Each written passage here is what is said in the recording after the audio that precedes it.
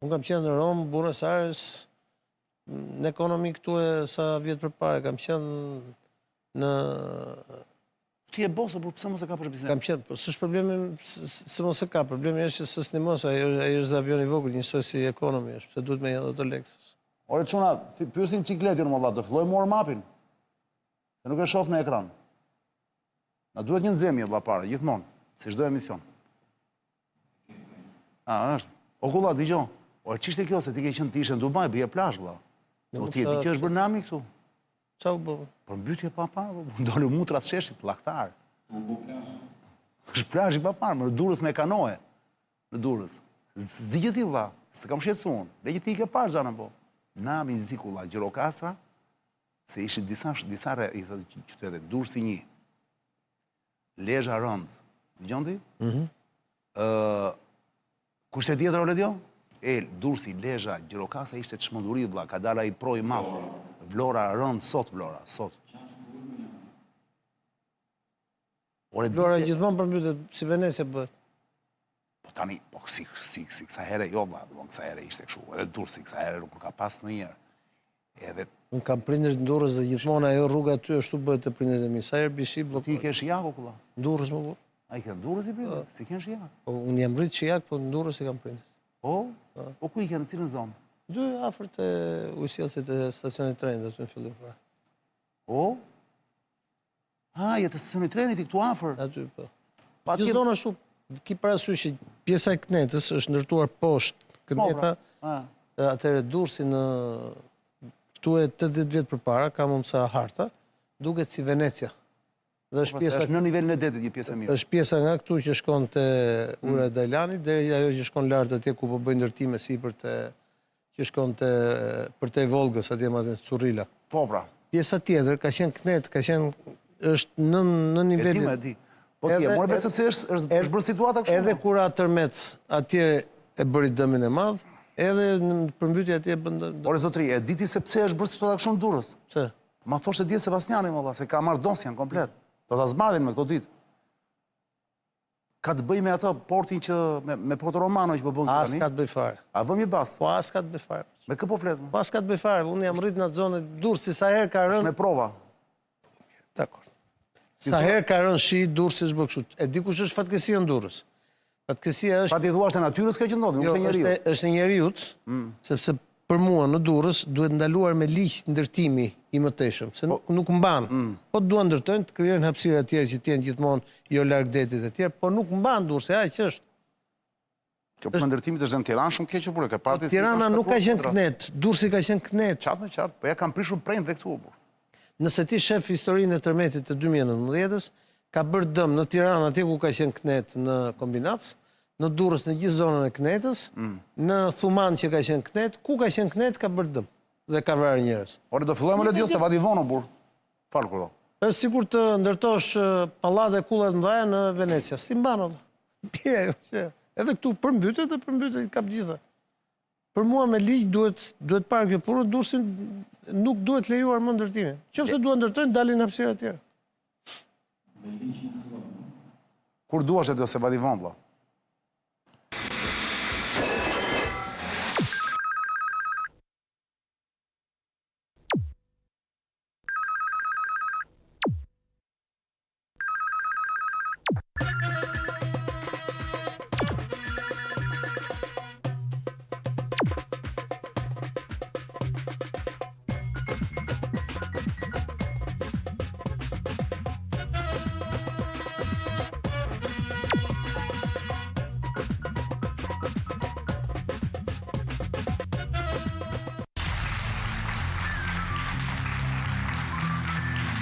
Përshëndetje toksore.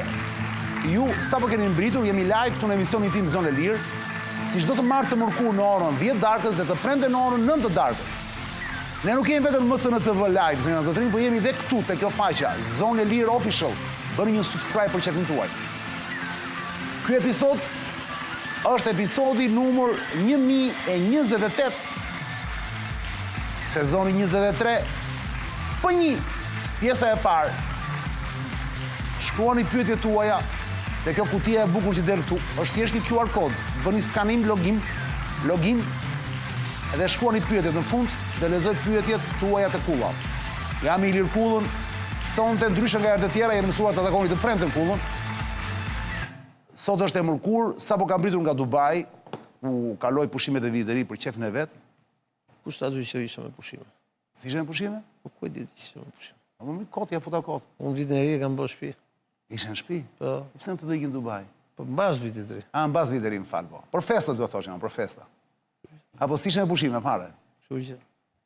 Kulla po Mos i për si ishe redhin e kryqit në Dubai? Jo, redhin e kryqit nuk shkoj në Dubai e bëj këtu, nëse deri në provë kundër të vazhdoj lajë me ujtë ftohtë akull gjithë dimër. Çdo mëngjes. Çfarë perle e gata, çfarë perle. O Kulla, me qëra fjalë Allah, ti do të vije të premte, por unë të ftova vetë sot të mërkurën, sepse më duhej analiza e Kullës dhe kontributi tënd si ekspert që je, së mos për gjëra që kanë të bëjnë me lëvizjet ushtarake, operacionet ushtarake. Kjo që ndodhi në Venezuelë tani, në datën 3 janar, ishte një perl e niveleve. Thuaj që e paralajmëruam 3 javë para se të ndodhë. E kemi hedhur në Facebook, ka parë gjithë dynjaja. Jo 3 javë para, 1 muaj e ca përpara. 1 muaj parë. Se e pashun, 1 muaj e pak ditë, nga dita që ndodhi, ishte 1 muaj e 2 ditë. Ishim me Kullën këtu dhe flisnin për Maduro. Flisnin për Maduron, ato pushtohet Venezuela apo është blofi Trumpit, dhe Kulla ka bërë parashikim brillant. The po, nuk do jetë pushtim, por po, dhe kjo do jetë shembull për të gjithë Amerikën e vendet e Amerikës së Jugut. Por letëri doktrina Monroe. Letëri kthehemi te ky aktualitet që ndodhi datën 3 janar Kulla, gjithë shikuesit tanë dhe nuk janë pak për së vërtetës, janë me mira. Duan dim nga ty çfarë nuk kushton deri tani në ekran. Me aq burime sa ke ti, ne nuk i ke pak. Burime sigurisht të huaja më shumë se sa shqiptare. Çfarë ka ndodhur? Burime shqiptare, vetëm të huaja ka. Të huaja. Çfarë ka ndodhur atë natë? Si ka mundësi që u bëj operacion kirurgjikal si në farmaci, nuk u thye asnjë shishe, përveç se nga ana e amerikanëve flas. Përveç se nga ana e këtyre Venezuelës që janë vrarë, numërohen rreth, nuk dihet shifra e saktë akoma, midis 40 dhe 80 njerëzve që ruanin Maduron. 30 prej cilëve, pak a shumë, 30 prej cilëve ishin nga Kuba. Mba mend çfarë kam thënë në emision kur kemi folur për këtë gjë? Jo, unë s'maj më të azit, do ta përsërisësh. Të kam thënë që Kuba është generatori nga ku kanë lindur gjithë të regjime anti-amerikanë që nga kohë e Fidelit, dhe shërbimi sekret i Kubës, që është një nga shërbimi më të fortë të botës, është i përfshirë në gjithë këto. Dhe një nga detyrat që kishin ishte ruajtja fizike në fillim me Chavezit dhe pastaj e Maduros. Dhe jo rastisht amerikanët kanë bërë atë që kanë bërë, sepse do ta them siç ta thash herës tjetër në studio. Një miku im, me ti gjove çfarë që fola unë. Italian. Ka qenë si vlla me Diego Armando Maradona. Diego Armando Maradona ka pas 2 njerëz që donin shumë. Fidel Castro. Edhe ky Maduro. Jo, edhe Chavezin. A, ky Maduro donte këtë më duket, donte Messin ky. Po, edhe Chavezin. A, edhe Chavezi, po. Edhe Fidel Castro i thoshte. Maradona i cili duhet kujtuar nuk ishte nga Venezuela. Ishte Argentinas. Ishte nga Argentina, po. Edhe i thoshte, Diego. A, të thuash. Los gringos. A, Los gringos, po. Es gente mucho peligrosa. Diego. Çdo me thënë? Qa perle. Spanjisht e tyre me dialekt. Gringot, pra amerikanët, janë të rrezikshëm. Janë njerëz shumë të rrezikshëm. Rrezikshëm. Kush ja thoshte këtë? Te ja thoshte Fidel Castro Maradonës. Po pse ja thoshte Diego? Kur bënim se Maradona ishte nga pikpamja kulturore, madje nëse të kujtohet ty shkoi takoi edhe papën e politikë etj. Ishte njeriu identifikuar si njeriu i sportit, si ambasadori i tyre anti-amerikanë nëpër botë, kupton? Ah, dakor. I legjendë e futbollit e papare. Edhe ky thoshte, ki kujdes thoshte se do të bëjnë gjë amerikanë, kupton? Se sa i fliste kundër. Po, kudo që shkonte etj fliste. Po amerikanët do ngacmohen Diegon asnjëherë. Ja, normal, Diego futbollist ishte. Diego ishte legjend. Në rastin e Maduros. Çfarë ndodhi atë natë? Ja Ledio ka dhe disa pamje, gjithë disa procesa. Ata kanë bërë një operacion tipik të forcave speciale. Por që bazën e komandës dhe kontrollit të këtij operacioni e ka patur shërbimi sekret. Pra, CIA. DIA, Shërbimi Sekret Ushtarak, i Ministrisë Luftës, dhe CIA që... DIA është Shërbimi Sekret Ushtarak. Qa kanë bërë ata? Ata kanë blerë të gjithë krerët që mund të blinin, përfshi këtu dhe Ministri e Mbrojtjes të forcave të armatosura të Venezuelës, cilët e kanë shit presidentin dhe kaqësh. Ti thua, ka një trafi nga brenda? Të fort. Seriozisht e ke? Po, të fort. Edhe Ministri e Mbrojtjes? Ministri i Mbrojtjes e ka po, Vladimiro Perez, bashkë me disa general. Pse? Sepse kishte ardhur një moment të një përplasje të brendshme të pa imagjinueshme më përpara, e cila vinte për shkak të pushtetit që kishte gruaja e Maduros, nëse ke parë këto ditë edhe sekretari i shtetit, edhe presidenti Trump përmendin Los Lobos, kartelin Los Lobos. Los Lobos. E di kush janë drejtuesit e kartelit Los Lobos? 2 niprit e gruas presidentit të Maduros. Ta si ishin shqiptar, jo? Jo. Mund t'jenë lidhe me shqiptar. Mund t'ketë punuar, po të se di. Me gjitha i shqiptarë nuk i donte Maduro, e pesi tha? Kanë ardhur të mvrasin këtu, tha. Të bëjmë pushtë shqiptarët. Unë mendoj që edhe kjo ka qenë një prallë tjetër, sepse pushteti aty brenda, dhe unë mendoj që kur u bë kjo blokada, pra ndërkohën që se ka dhe një hile tjetër që Amerikanët i kanë bërë Maduros. Që? Ditët e fundit që të kujtohet ju bë dhe një telefonat Maduro-Trump, pra ju latë kujtohet të kujtoj Maduro që nuk do të sulmoj kush, sepse janë duke negociuar. Qartë. Ma dhe një nga negociatorët, dhe di kush ka qenë? Richard Grenell, e ishi vjen këtu e përse. Qartë.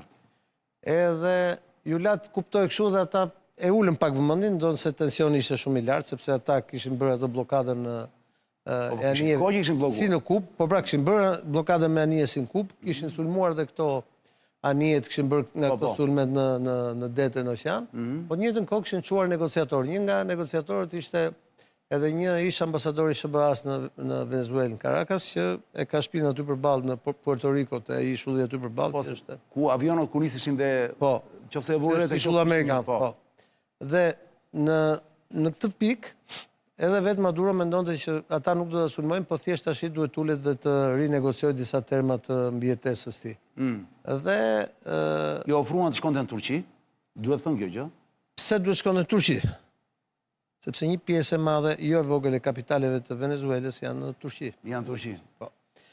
Dhe në Turqi dhe në Azinë, Singapur.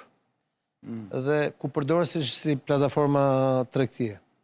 Dhe generalët e Maduros, përfshi këtu Ministri e Mbrojtjes, i kanë thënë një personaliteti të Vatikanit, që ne nuk do të lejojmë që Venezuela të përfundojë si Iraku.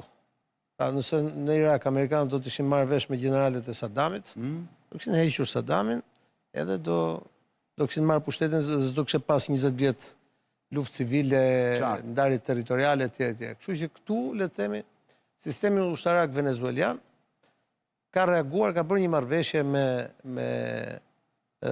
SBA-t, kanë hequr Maduron, e kanë dorëzuar, edhe kjo është arsye pse presidenti Trump thotë jo, unë nuk e mbështes Machadon se ajo nuk e bën dot detyrën e presidentit dhe se ka situatën në kontroll. Në anën tjetër, ky është edhe shembulli më i mirë që Trumpi i dha të gjithë regjimeve të tjera në Amerikën e Jugut, cilat në shumicën e tyre janë anti-amerikane, duke filluar nga Kuba e famshme, cilën ai tha shumë shpejt do t'i rrëzojmë dhe ata, tha. Sepse Kuba është nga vitet 60 kur Fidel Castro mori pushtetin, duke ardhur... Do thënë që jeton në sajtet naftës së Venezuelës? Sigurisht, duke ardhur tek, nëse mund të quhet jetesë, janë shumë të varfër për jetesë. Qartë. Duke ardhur te Nicaragua e Daniel Ortegës, edhe duke shkuar deri në fund, domethënë, tek presidenti socialist i Uruguayt, tek presidentja e Meksikës, tek presidenti Kolumbis, sepse duhet të thënë që Maduro nënën e kishte kolumbiane, babajnë e kishte gjysmë hebre. Po, hebre sefardik, nga këta që kanë ardhur nga Spanja. Dhe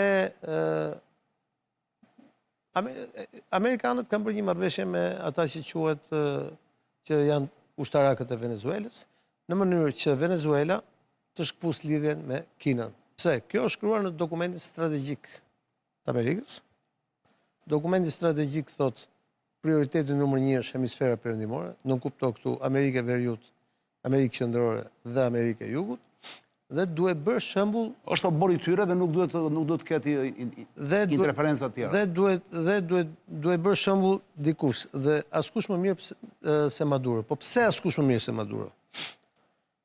Se ka dhe një pse këtu, sepse Donald Trumpi në 4 vite e para si president, u mundua ta rrëzonte Maduro dhe ngeli këtu kjo gjë, sepse vua të Guaidon, atë që ishte kryetar parlamenti për president, e njohën qeverinë e tjerë në përbot, pa i s'mori kur kontrollin aty brenda, dhe Donald Trumpi mbylli mandatin e parë 4 vjeçar i turpruar në betejë me Maduro. Maduro praktikisht qëndroi aty, u bë më i fortë e tjerë. Por në anën tjetër duhet të jepte shembull. Sepse ai e tha atyre në Panama, tha, mos më detyroni, tha, të vit ju pushtoj prapë si në kohën e Noriegës. Duhet largoni kinezët, po kinezët janë gjithë Amerikën e Jugut. Kështu që me këtë që i bëri Venezuelës është duke thënë gjithë tjerë, çfarë do bëni, do rrini me kinezët? Do i funksionoj? Po për mendimin tim, po. Po për shembull Brazili, si do funksionojë në Brazil? Ja ta them. Këtë që bën Falkullak, këtë që bën në Venezuelë, Trumpi s'mund ta bëjë dot Brazili për shembull. Po ja ta them unë. E bën dot Brazil? A ta them. Ke durim. T'ja shpjegojmë njerëzve që ta kuptojnë edhe këta që kemi përballë. Patjetër. Po. Savana, ke qenë ndonjëherë në savanë? Jo, nuk kam qenë, po kam dëgjuar. Atëherë pylli i madh, domethënë, Afrikë ose në Azi ashtu. Kush është mbreti i savanës? Xhungël do thuash ti. Po për xhungël, kush është mbreti? Luani. Luani. Po mbreti tjetër që rri mbyllur atje, mal qoshin grop aty. Është Ariu. Në gjithë to vite e betejë mes Luanit dhe Ariut, Ariu ka ca aleat vetët, edhe Luani ka ca aleat vetët. Sigurisht. Të cilët i thonë Luanit, e shikon, se fal me, se ndush Ariu na merr këtë, se ne... Edhe këta janë disa nga kafshët e pyllit. Për ata që pyesin kush është tigri, tigri janë kinezë në këtë rast dhe nuk futen në këtë ekuacion. Jo, kinezët janë anën tjetër. Okej. Tashi, amerikanët janë Luani. Dhe kafshët. Po, kur shkon savanti e shef që Luani rri kështu, është i madh, është rri i qetë, po. Rri i qetë. Shkon vetëm mizat e ngacmojnë pas. Po usul, kuptoni? Shkojnë mizat e ngacmojnë. I bëjnë mizat zzz të veshi. Njëtin gjë Ariu flet dhe gjumë 6 muaj, kupton? Po kur e ngacmon Ariu, e çon nga gjumi, Ariu të bën copash. Dhe pastaj është tigri, janë këto jenat, janë këto kafshët e tjera të bukura, kush më të bukur e tjerë. Po Luani dhe Ariu kanë dy gjëra. Janë kafshë të egra, po jo domosdoshmërisht grabitqare. Në momentin që ata mund të bëjnë luftë, kthehen edhe të egra dhe grabitqare. Qartë. Në rastin konkret, në takimin e Alaskës, kur u takua Trumpi dhe Putini, Luani me Ariun, tha ne do bëjmë paqe dhe gjithë ta kafshët e tjera, ti nga ana jote dhe unë nga ana ime, ne na duhen më. Thjesht do t'i themi tigrit të rri atje te vendi vet se na ka mërzit, na ka sjellë majtundësit, ty si mu. Kjo po ndodh. Tigri është Kina në këtë rast. Tigri është Kina. Kjo po ndodh tani thua ti. Po. Kështu që në këtë moment duhet të kenë kujdes gjithë ata që bëjnë të veshje ti se ke parasysh është Luani. Kjo po ndodh. Pra ti thua Gullani, nëse nuk do ishte bërë, pra nëse nuk do ishin ulur ujrat dhe Trumpi mos kishte fol me Putinin siç po flet. Dhe mos i kishin ndarë gjërat, nuk është puna se vetëm kanë folur. Dhe po. Janë marrë për praktikun polin e vetë. Shiko, duhet ta marrim shumë seriozisht Trumpin. Nuk do kishte ndodhur kjo në Venezuelë thoti, po mos përpara. Nëse nuk ishin ulur me Putinin. Prandaj nuk funksionoi në mandatin e parë. Se mandatin e parë nuk pati një takim tillë. E di. Kulla për ta mbyllë këtë fabull, mund të më thuash lutem dy pyetjet e fundit. Një e para, edhe Rubio, po edhe ky Piti, ministri i luftës, sekretari i luftës. Exit. Exit e. Pit Exit, si e ka? Exit. Këta kanë disa dite dhe sot tani për shumë që vinin në emisione, po të gjëna me Enon, mi përkëthen të Enon se unë zi anglisht, që po japin shumë rëndësi kësaj në komunikim që super aksion, pas një dëm kolateral, e ke parasysht brillant, i mrekullueshëm, kjo të regon forcën e ushtritë. Pra, tani këtë besojmë që ishte një super operacion amerikan, apo të besojmë faktin që... Beso presidentin Amerikës... Jo, prit. Apo atë që thetin fillim, që ky kishte bler CIA dhe Dia kishin bler ministrin e mbrojtjes.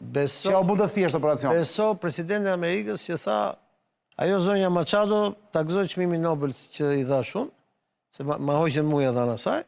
Ati e ka kunja jetë. Po, edhe ta gëzoi çmimin Nobel, po ajo nuk do bëhet presidente. Qartë. Ne kemi kohë që kemi filluar bisedimet në tavolinë me këta dhe gjithë nafta e Venezuelës do vinë në Amerikë dhe Venezuela do ndërpresë marrëdhëniet ekonomike me Kinën. Kaq. se Trump është i drejt për drejt. Ndërkohë, kjo është një fitore personale Rubios, që është bërë sekretar shteti.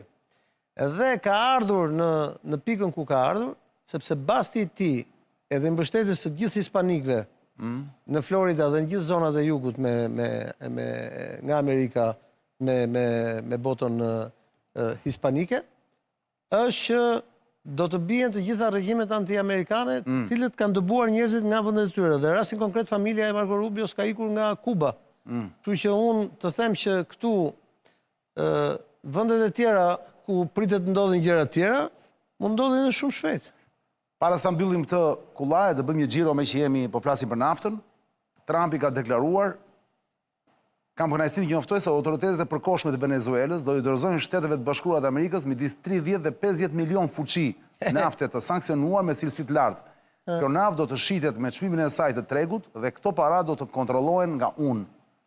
Si presidenti i Shtetit Bashkuar të Amerikës, për siguruar që përdoren në dobit popullit të Venezuelës dhe Shtetit Bashkuar. I kam kërkuar sekretarit të energjisë Chris Wright që ta zbatoj këtë plan me njëherë, do të merret nga anijet e magazinimit, do të çohet direkt në portë të shkarkimit të Shtetit Bashkuar. Faleminderit për vendin tuaj ndaj kësaj çështje. Donald G. Trump. Pyta.